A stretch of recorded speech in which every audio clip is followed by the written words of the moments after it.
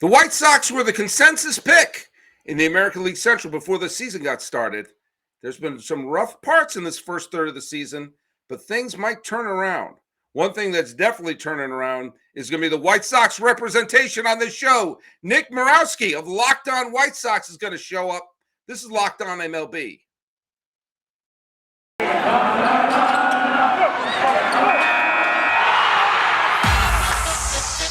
You are Locked On MLB, your daily MLB podcast, part of the Locked On Podcast Network, your team every day.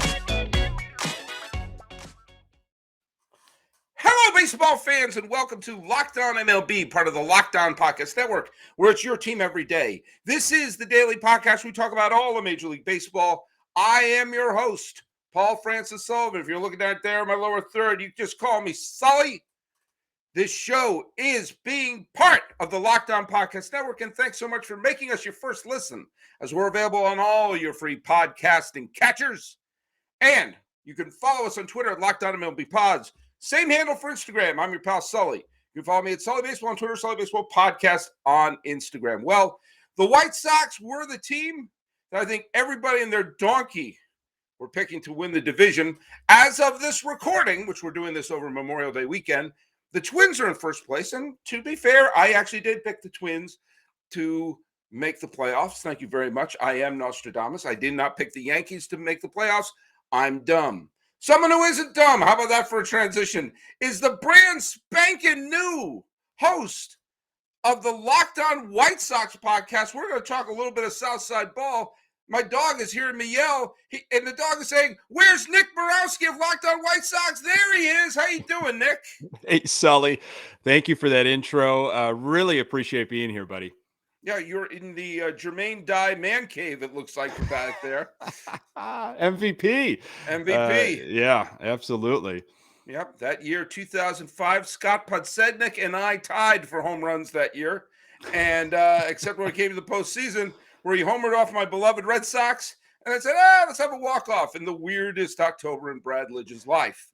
Yeah, but, it's becoming the 05 White Sox are slowly becoming the 85 Chicago Bears, and we're trying to change that for the White Sox because, we don't want to talk about the 85 Bears anymore. Great team, but we need something new, and that's what we were hoping here. We were hoping this year this was going to bring us a new conversation piece.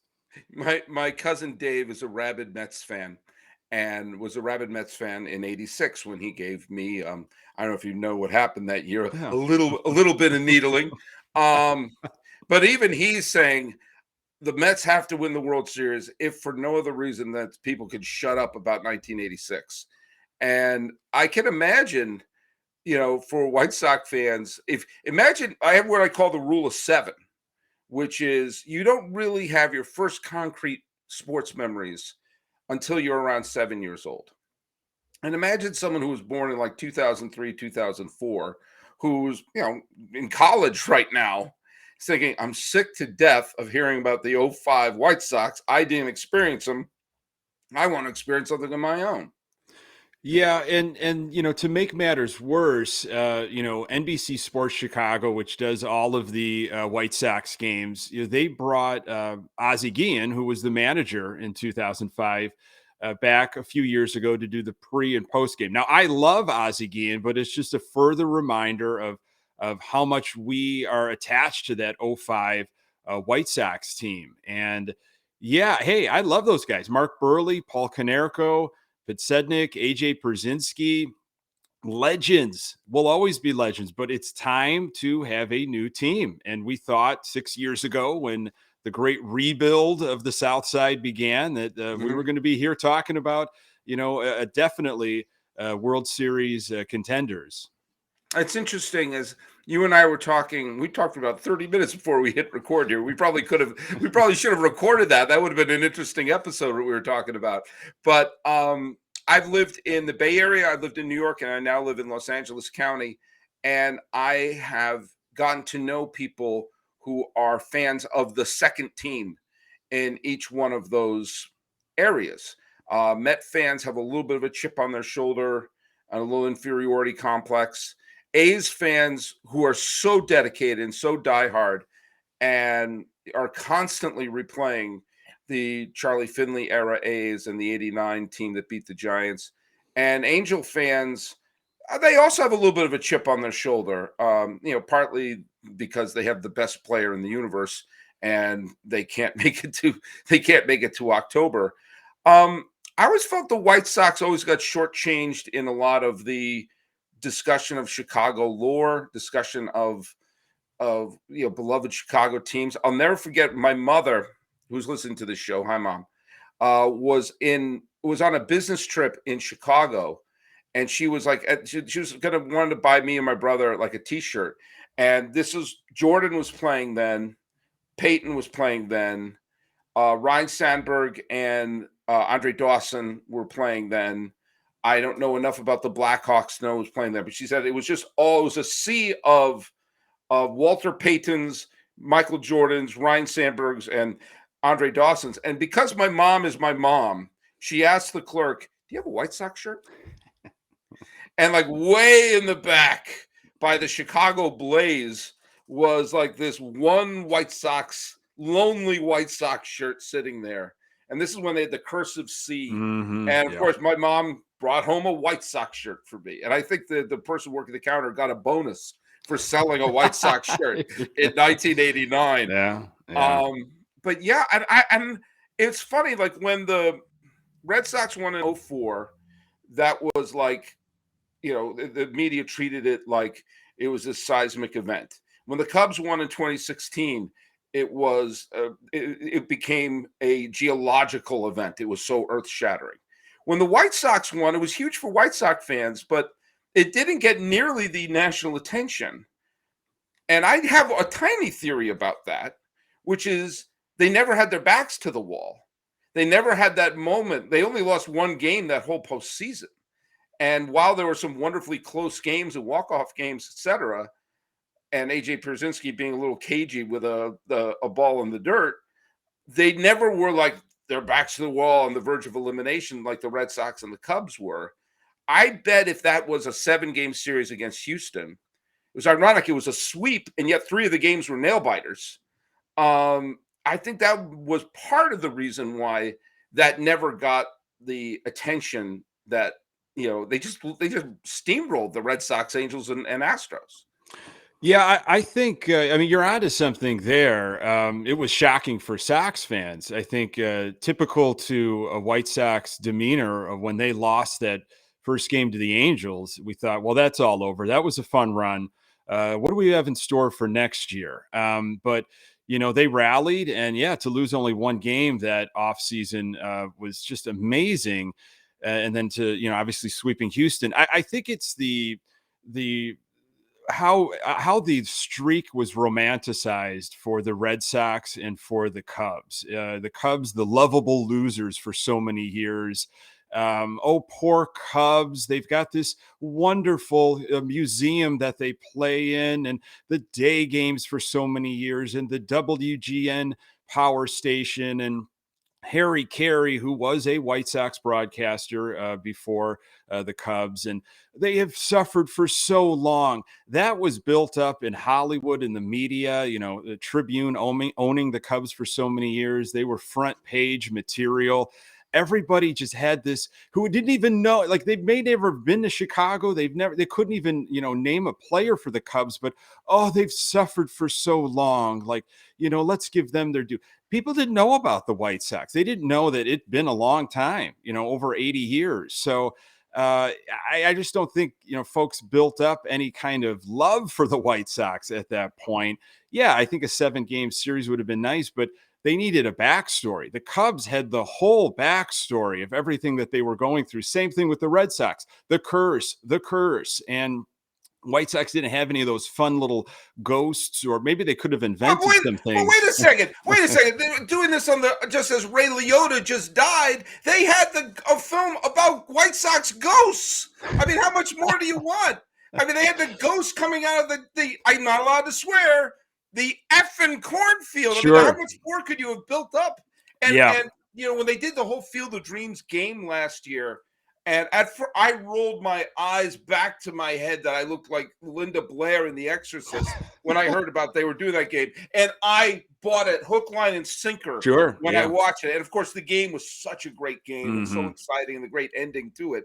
Well, I would say nobody, though, that's a true White Sox fan said, "Oh, Shoeless Joe cursed us. We are cursed because of that scandal," mhm. opposed to the Babe Ruth trade and the Billy Goat on the north side. The Billy Goat. It was, Nothing's dumber than the Billy Goat. hey! You're preaching to the choir. I totally I understand. think I would be a White Sox fan if I grew up in Chicago just Hey, because of that. You know? and the classic Bill Burr rant, which you as a comedian, I'm sure, have heard the Bill Oh, Burr yeah. rant going off, which is music to every White Sox fan's ears. Yeah. Well, I'll put a link to that because I don't know the copyright thing. You know, the interesting thing about one of the interesting things is the fact that the White Sox stayed in Chicago. There have been several times where Chicago almost became a Cubs only city. And in the mid 50s, and those of you who listen to the show know I like to talk about the alternate realities in baseball. In the mid 50s, a lot of teams started looking around, going like, "Hey, let's move the hell out of here." There are bigger cities that need a team that we can have the whole market to ourselves. The Braves said, "To hell with Boston, we're going to head over to Milwaukee." They broke attendance records when they went to Milwaukee. St. Louis, there was a big scramble over who was going to be the team of St. Louis. Bill Veeck tried to make it the Browns, didn't work off. They became the Orioles, and obviously we know what happened with the Dodgers and the Giants, teams moving around. The White Sox in that period of time was breaking attendance records. I mean, their attendance went through the roof in the 50s when they had a very good team, ultimately winning the pennant in 59. And so if they had a dip in the 50s, they kind of like how the Phillies had a rise in the 50s and the A's had a dip. And that's why the A's left and not the Phillies, because the Phillies were the crap team of Philadelphia. The White Sox became a really popular team, and that probably saved them in Chicago. But there was a couple points, and most specifically in 1976, where the White Sox, the attendance was in the dumpster. They had a nice little bump in the early 70s, but then they started really collapsing. And the city of Seattle was suing baseball because of how the pilots were treated. Now, the pilots taken away from them when they kind of illegally were taken from them, became the Brewers. Bud Selig's first time getting his fingernails dirty. Comedian Danny Kaye was going to buy the White Sox and move them to Seattle. And they'd be the Seattle White Sox. And Bill Veeck came in and said, "What if I got enough money I could keep him in Chicago?" I said, "If you can, great, but there's no way you're going to." And he did. And kept him in Chicago. And then, of course, we know what happened in, 88, 89? It was the late 80s. They were going to move to they built what is now the Trop for the White Sox. I mean, they were selling merchandise, Florida White Sox. They'd already been printed. They actually, just a few weeks ago, Jerry Reinsdorf and company put a statue in front of Sox Park, Guaranteed Rate Field, honoring James Thompson, then governor, who allegedly stopped the clocks in the state house so they could get the deal done. And on this memorial, exactly, it is, and underneath the bust it says he saved the White Sox. And you just talk about eye roll. You have to roll your eyes. I mean, Jerry Reinsdorf, there's so many wonderful articles written about what he wanted, how he stomped and held his breath to get taxpayers to pay for the stadium that the Sox are playing in right now. And Thompson being a lifelong White Sox fan, Harold Washington, mayor of Chicago at the time, big White Sox fan. They did what they needed to do to keep the Sox on the South side. It's fascinating the places that the Sox could have gone. I mean, they played home games in Milwaukee. They did for a time being, just to try it out, just to see. It's wild where this team could have gone. Yeah, but they were so close to being the Seattle White Sox or the Tampa White Sox, and they also that happened with the Giants. Tampa would have been better off just keeping the stadium empty and being a blackmailing stadium for teams to go to. But man, it It is a surefire bet that if they didn't pull those strings, that the White Sox would be playing in Florida right now. And if you're going to be making any bets, go to our partners at BetOnline. They continue to be the number one source for all your betting needs and sports info. Find the latest odds, news, and sports developments, including this year's NBA Finals, the Stanley Cup playoffs, Major League Baseball scores, fights, even next season's NFL futures. BetOnline is your continued source for all your wagering information, from live betting to playoffs, esports, and more. Head to the website today or use your mobile device to learn more about the trends in action. BetOnline, that's where the game starts. Hey, thanks so much for making Locked On MLB your first listen. What should be your second listen? Well, that's got to be Locked On White Sox. Who are we kidding? You're in third listen, because I know we're listening to podcasts all morning long. Check out the Locked On Now podcast. Recaps of baseball games, Major League Baseball games with analysis from our local experts. You've done a couple of those, haven't you? Taking fans through the season like no other network. It's free and available wherever you get your podcasts.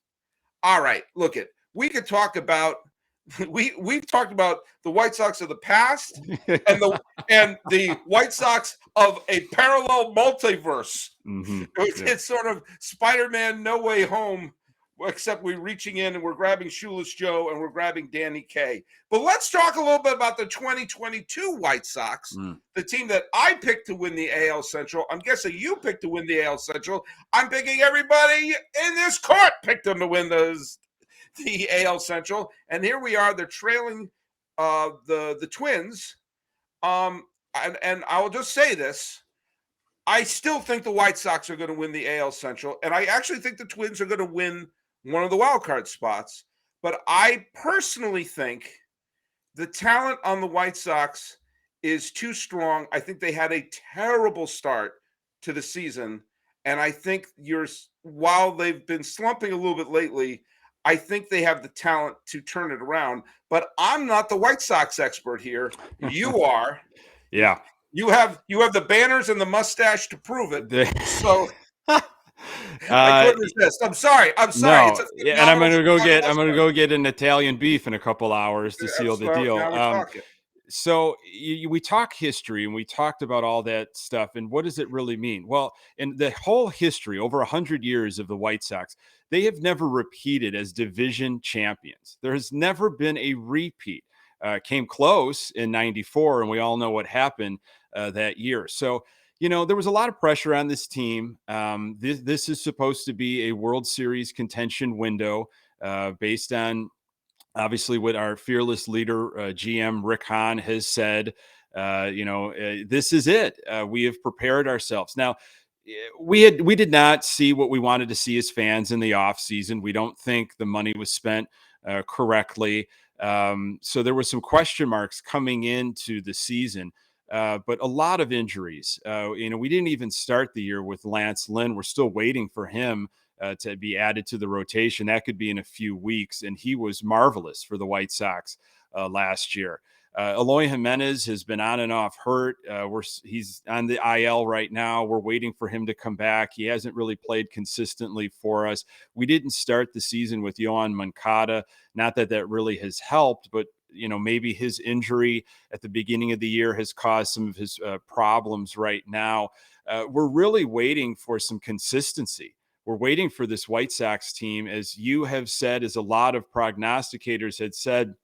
They have the most talent in the AL Central, but can the results prove that? And we're waiting for it. We've seen glimpses, but this past series against the Red Sox really exposed a lot of the issues that the Sox have ongoing. It's hitting with runners in scoring position. It's not taking walks, low on base percentage. Our power hitting guys are not producing. Abreu is starting to heat up a little bit, but we wanted much more from Yasmani Grandal and Yoan Moncada. Tim Anderson is doing absolutely everything he can on and off the field to be the engine for the White Sox. I like our starting pitching. As of this morning, I know we're going to, this will be dropped later on, but as of Saturday morning, the White Sox have DFA Dallas Keuchel, which really? Yes, oh, wow. which this is old news by the time old news, but this is still huge news because White Sox fans have been waiting for this to happen. And after his latest outing, where he gave up 6 runs in 2 innings, the Sox have decided to eat the remaining, it could be 18 million, something like that, just to get him out and clear up a roster spot. Rumor around town is that he's just a cancer in the clubhouse, not well liked by teammates. And some of the, quotes he has said over the last couple of years, just really high and mighty stuff. And, you can't say that stuff if you're not producing. Someone will pick him up. He'll find another home, I'm sure. But it almost seems right now, Sully, like the Sox are getting their house in order. Well, sometimes you have to do that. Sometimes you have to make, I mean, the Red Sox a few years ago had to just cut bait with Pablo Sandoval, when it was like, when you have to pay that money anyway. Yeah. And so the sunk cost fallacy of, well, we're going to be spending $18 million. We can't afford to let him go. So, well, you're going to be spending $18 million whether you let him go or not. And so do you want a guy whose ERA is near 8 and nobody likes that you pay, or you paying him to go away? He's going to be on Houston by the time this podcast drops, because he probably should have been signed by, probably should have stayed in Houston to begin with. But, like I said this a couple weeks ago when I was looking at the White Sox, I said at the time, Jose Abreu's OPS was like at 500, and he was batting like 160. He said, he's not a 160 hitter with a 500 OPS. Things are going to turn around. And then like that day, he went on a little bit of a tear. I think Anderson and Aaron Judge are two major MVP candidates right now, not just for statistical reasons, but because of the heavy lifting that those two guys have to do on this team. Anderson's obviously having a wonderful season. I can't imagine where the White Sox would be if he was slumping as badly as everyone else. The saying, is how Anderson goes is how the White Sox go. And that is held up. When you see Anderson slumping, or when he has been on the IL in periods the last few years, the Sox, they fall hard. And he is, look at his numbers, look at his offensive statistic numbers. I mean, he is number one in so many different categories, definitely as a shortstop in all of MLB. It's impressive, and he is a treasure. I mean, we are really starting to, I hope, appreciate and embrace him. And now it's just other guys that need to live up to, as we say, the back of their baseball card.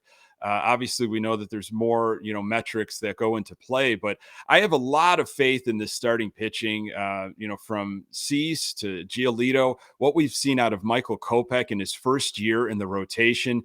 You got to believe in that. I hope I'm not just, falling in love with Johnny Cueto that is going to come back down to earth. I'm sure he will. I mean, he has not given up a run in a White Sox uniform. That will change, but yes, that's a very brave prediction you just made there. You can go to the BetOnline to make predictions like that, make money off of it. But he is fun to see in a White Sox uniform. And when we were talking about do the Sox DFA Keuchel a couple weeks ago, what do you do with Johnny Cueto? Because he was in AAA at the time. My stance was I'm more excited to see what Johnny Cueto can do than watch what I already know Keuchel is going to do, if that makes sense. It makes all the sense. I talked about something very similar that, I'm a big believer in give a player with a major league pedigree a shot. And if Cueto wets the bed, that's what, 2 or 3 games you get it. The fact that he's been outstanding his first few times through the starting rotation, and he's a guy who's played in the postseason with the Reds. Our last complete game in the World Series was spun by Johnny Cueto in the World Series with Kansas City. I've not heard any whispers about him being a bad guy in Kansas City or in San Francisco. So he already has that leg up on Dallas Keuchel. But you're asking him to be your number 5 starter. And Cease has been up and down, but when he's been good, I mean, as of this recording, he has 71 strikeouts in 46 2/3 innings. He's had a couple of garbage games, but he's also had a couple of great games. Kopech has been good. We know Giolito is talented. We know Lance Lynn is talented when he comes back. Right there, we just rattled off, 4 or 5 starters that you can turn to in a division where the Tigers are disappointing this year. The people thought they were turning things around. They're disappointing. The Royals are rebuilding. The Guardians can't even remember if they're the Indians or the Guardians. And so your main competition is Minnesota, who is going to I think I predicted Minnesota to be about a 90-win team, and I stand by. I think they're going to be around a 90-win team. But I think the White Sox, with a good rotation and maybe a little bit of help in the bullpen, someone to give Graveman and Hendricks a little bit of help, unless you really, really thinks that Tanner Banks is the solution, which I don't. No, but you no. get some reinforcements there. Yeah, And yeah. And I think the next guy that, a lot of Sox fans are looking at too is Josh Harrison. And he was just paper clips and Band-Aid off season. We're going to pick up him as second base. He's done really nothing. So I think the first shoe to drop was Keuchel, and then like what else is gonna happen here? We've all the bullpen's had some injuries. As we record, Joe Kelly, is got a hamstring issue. We might not see him for another couple of weeks. Hendricks has been up and down. Graveman has kind of been up and down. The problem is when I totally forgot they had Graveman. I totally forgot they had Graveman. Yeah. When guys in the rotation, like a Cease, who you mentioned, can only go 3 because Cease is a strikeout pitcher and he throws like 90 pitches after 3 innings sometimes and can't go, then you've got a lot of heavy lifting from our bullpen. And with the schedule the way it is, we don't have a lot of days off, and you can't do that to a bullpen. We need guys to go deeper, 4 or 5, dare I say 6 innings. So when we get that from Giolito or Kopech, you realize, wow, then we don't have to maximize our bullpen. But you got to also hit. You got to have some offense, and that is what Sox fans are waiting. Like, when are we going to bust out? We saw the numbers of the Red Sox that we recently played. They turned things around, and some of the numbers are unreal. Yeah. When are the White Sox going to go on one of those runs? You got to think it's going to happen eventually. I have a couple of weird questions to ask you because, but this is just my, I don't follow the team as closely as you. And so with that in mind, like if I ask a question about this, you're like, actually, Paul, they tried that and he vomited on the field when they did it. Like, so there's going to be some things I'm not going to know everything. Okay. Okay. Now I've made that clear. When you have someone like, who are we just talking about? We're talking about Cease, and we're saying he gives you about 3 innings, 3 innings of dynamite, and then he falls off a cliff. What if they Tampa Bay this a little, and you have someone pitch the first 2 innings, and then Cease comes in to pitch the 3rd, 4th, 5th, and 6th innings, and then you have like those middle innings with this guy blowing everyone away. I'm not the biggest fan of the opener, but I also know that sometimes you have to play with the tools that you have. And if you have a guy here who isn't going to go deep into the games, but is going to give you 3 or 4 dynamic innings, what if you had those in the middle? Yeah, it has been talked about. General manager has gone on record. They have kicked it around over the last few years when they've seen teams like Tampa do it, and it just seems like that is not something that the White Sox want to go with. They want to kind of work it out the traditional way. They have a guy like Ronaldo Lopez that has bounced around in the rotation over the last few years and is a long relief guy. It looks like Vince Velasquez, especially now with Keuchel being DFA'd and Lynn coming back in a few weeks, he's going to be that long relief guy. So if you do have a situation where Cease can only give you 3, and that's just, hopefully that is such an outlier that it doesn't become a norm. You can put in Lopez for 4 innings if needed. Again, yeah, I get the concept, and Sox fans on Twitter, or when you run into Sox fans and you just want to talk at the game or wherever you meet your Sox fans, that is always a discussion of like what's going on in other organizations in the major leagues. What are they doing that maybe the Sox aren't doing? And it's been addressed. I don't think it's gonna happen that way. I always hate bringing up potential trades because it's always like, what if the Red Sox trade for Mike Trout? We send them some prospects and pick up some other contracts, and they'll say throw them some contracts like they're saying they're doing a Harry Potter spell, like, oh, prospects, thank you, give us Mike Trout. But I do know that there's a little Reese's peanut butter cup thing here that the White Sox need a jolt in their offense. Then they need someone to sort of be standing over the offense and go clear, and and wake them up. And I do know that Baltimore, while they are improving, are going to eventually trade Trey Mancini. And Trey Mancini, Trey Mancini is not an MVP candidate, but sometimes it's not the MVP candidate who winds up being the acquisition that sparks the team. I mean, you saw what the Braves did last year by picking up Rosario and Soler, and that was the kind of Rubik's Cube thing that helped turn the team. Like the Red Sox trading for Steve Pearce in the middle of the 2018 season. Well, look at that. He becomes a World Series MVP. It's not always like the superstar being dealt isn't always the big thing. And maybe it's like that sort of the best way to put it is like that added bit of an ingredient. This other hitter could take some pressure off of this or make sure this hitter is getting some more pitches to hit. I think they need to acquire, either bring up someone from their farm or make an acquisition to give the offense a little jolt, because I think they have the pitching to win.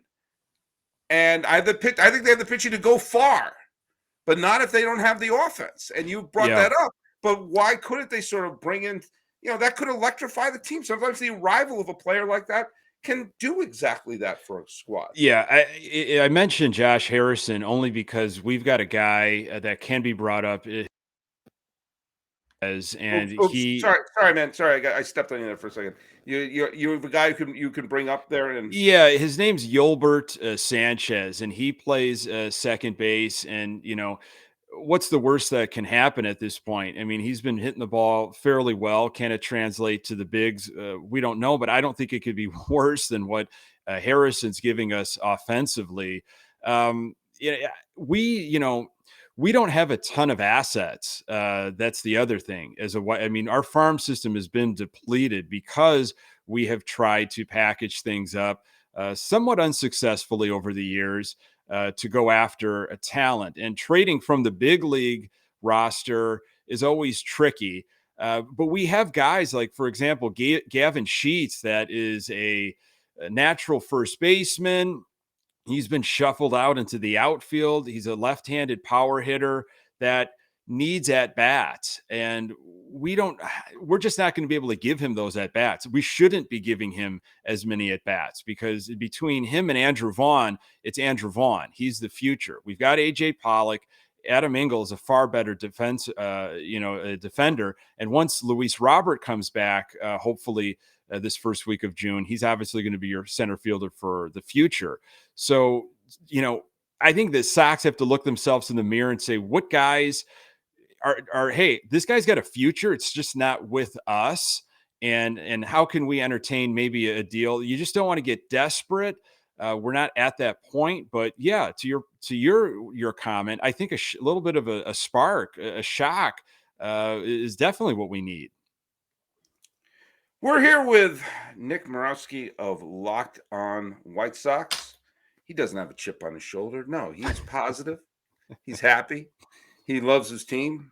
He's got a good look at them.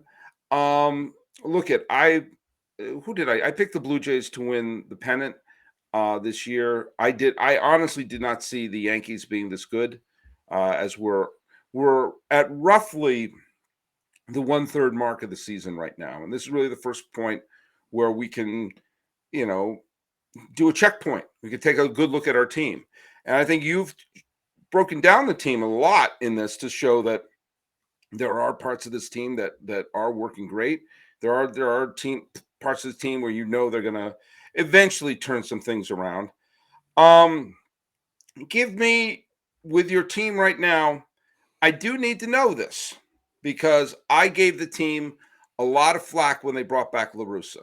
In fact, I was the previous host of Locked On White Sox had me on, and I said, if you made a Venn diagram to try to find the worst person to manage this White Sox team, they found him by putting Tony La Russa.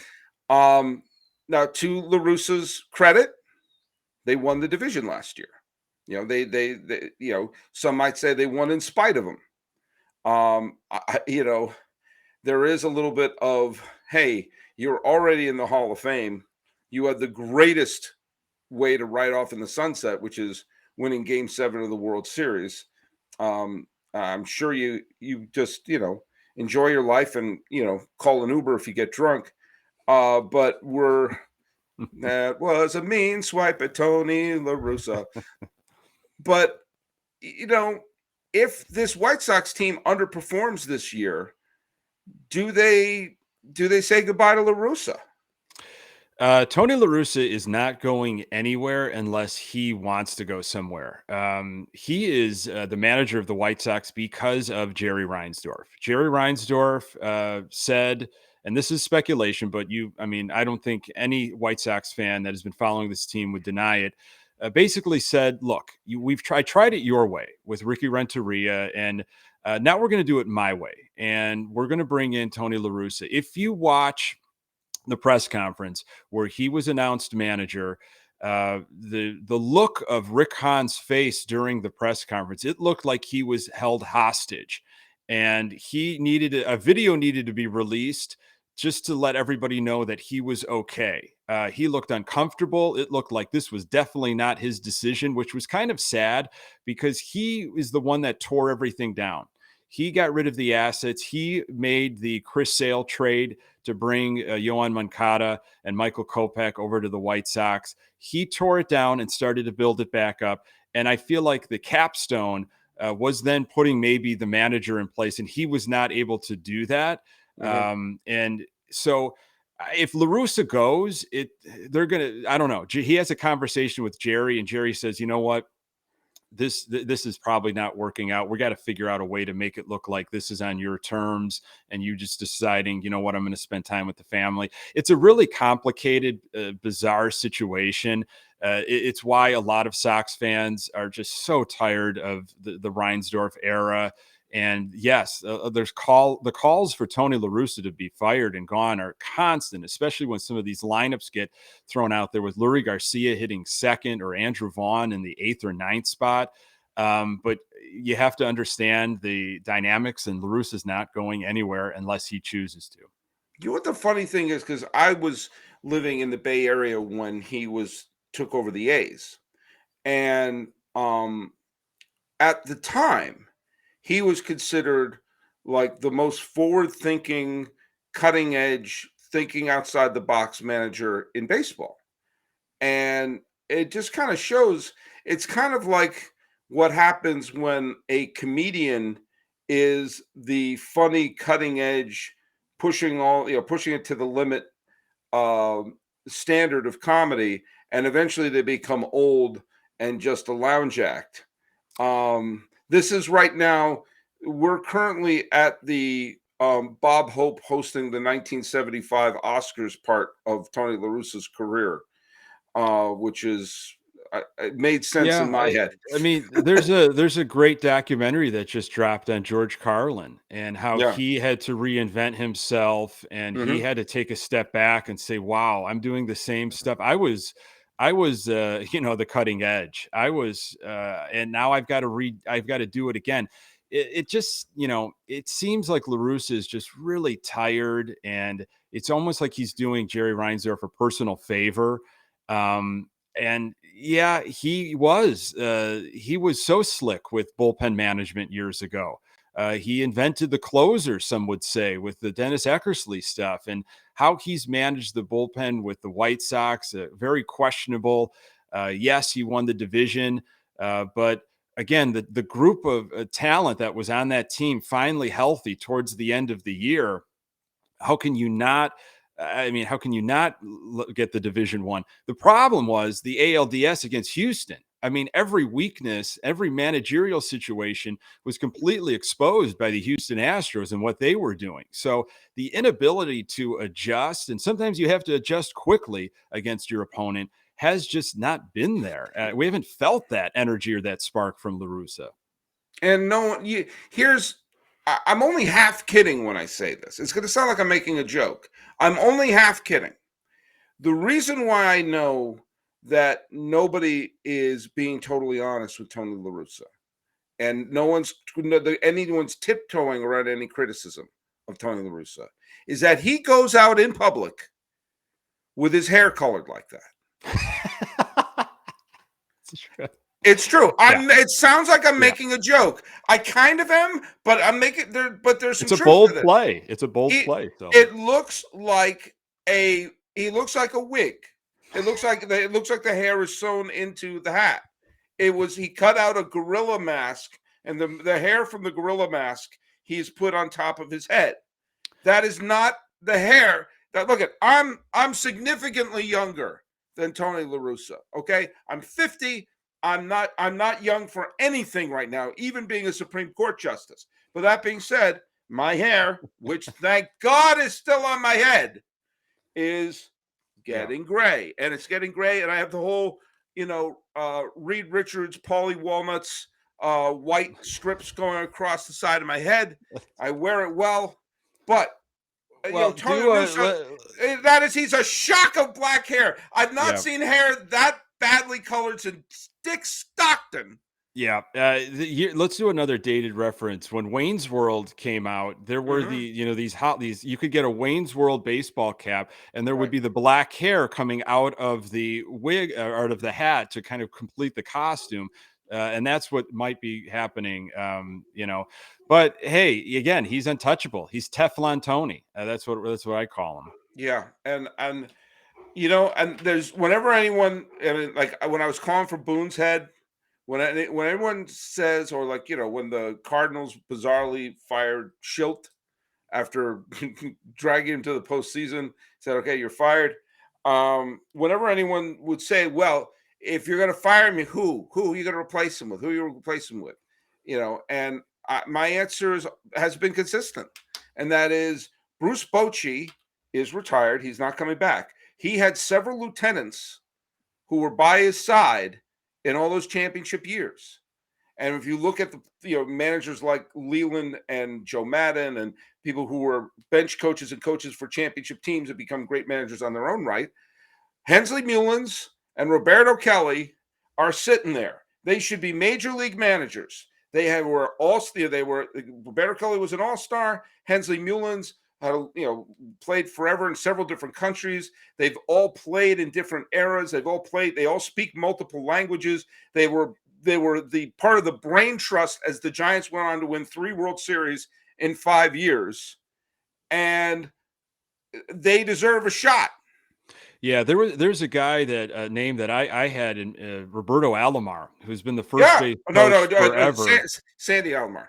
Sorry, Roberto. Yeah, Sandy Alomar. Roberto has some baggage. Has some baggage right now. Well, both of them played for the White Sox at one point, and Sandy Alomar has been by Francona's side for a long time. Mm-hmm. Catchers make great managers, and I thought that would have been, and maybe I heard that he just didn't want the gig. Maybe he had some interviews and he just didn't want to take that on in his life. But there are options. Bruce Bochy was, I think, if Tony said no, the rumor I heard was Bruce Bochy was going to be the guy. But who knows? He's never coming out of retirement. He's loving his life. But what about Jose Oquendo, who everyone in their moose thought he was going to become the new St. Louis Cardinal manager? I think he was the third base coach for the Cardinals when Stan Musial was there. He was there for so long. He was one of Tony La Russa's lieutenants. I mean, Joey Cora, who was, Alex's brother. He was bench manager. He was bench coach for the Chicago White Sox for a long period of time. I think he would make a good manager. Joe McEwing, who was a bench manager for Ricky Renteria, who's now the third base coach. It seems like players couldn't think more about him. And there are options, man. There really are options. The low-hanging fruit was A.J. Hinch. A lot of Sox fans wanted A.J. Hinch for obvious reasons, but then there was another faction of Sox fans that didn't want to touch A.J. Hinch at all. It was just completely confusing. And then you kind of warmed up to it, and you tried to justify it. It's like, well, the resume, but now it just seems really stale. Yeah, I was, when they let go of Renteria, and believe me, I didn't follow the Sox close enough to know the ins and outs of Renteria as a manager. I just said, there were several managerial openings that offseason, and the fact that Kelly and Mullins walked away without a job, and they dusted off the late Tony La Russa to be the manager of the White Sox. And by the way, I doubt he's listening to the show, but do you know whose head is exploding that we have not mentioned his name once to take over the managerial reins of the White Sox? Oh, Whose head would be exploding right oh now my that he God. hasn't even been mentioned, hasn't even been burped? Well, if you say Ozzie Guillen, I was going to say Ozzie Guillen. Well, the story, Sully, is that Jerry Reinsdorf called him personally after Renteria was fired and told him, "You are not getting the job." Trust me, I would have entertained that. If you're going to bring back a guy for the second time around, I'd rather have seen Ozzie Guillen than Tony La Russa. But yeah, he was a fan favorite for sure. I know. He was almost like the White Sox version of Billy Martin. Yeah. That he was just impossible to deal with, and yet he's doing the job. But from my 1972 postseason book, I've read now 3 biographies of Billy Martin, and he is because he managed the Tigers in '72 when they went to the playoffs. And he is a never-ending source of. He's one of the most fascinating figures in baseball history. I'm sure Ozzie is like, why can't I get another gig? But you know what? Who is going to get another gig? Nick Murawski, who is the host of Locked On White Sox. And thanks for being part of this. As we're entering June now, we're entering the month of June, so we're going to start seeing some stuff. Where can people listen to your great podcast? You can find the podcast absolutely everywhere you find podcasts, social media stuff at Locked On Sox. And I'm on Twitter at Nick_GGTB. What is GGTB? I'm sure that's something GGTB is another fan-centric White Sox podcast I do, but it's a weekly podcast with a dear good friend of mine. And the name of the podcast is Good Guys Talk Back, which is a play off of the slogan from the early 90s, Good Guys Wear Black. Ah, yes.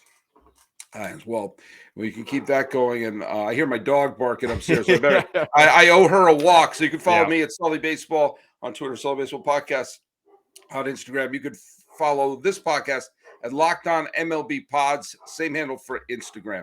Well, my dog's barking. That means it's time to wrap up the podcast. Thanks, Nick Murawski, for being part of it. Thank you all for listening. This has been Locked On MLB, Locked On White Sox crossover. I'm your host, Paul Francis Sullivan. I'm not Paul Sullivan from Chicago Tribune. No. I'm Paul Francis Sullivan, so please call me Sully.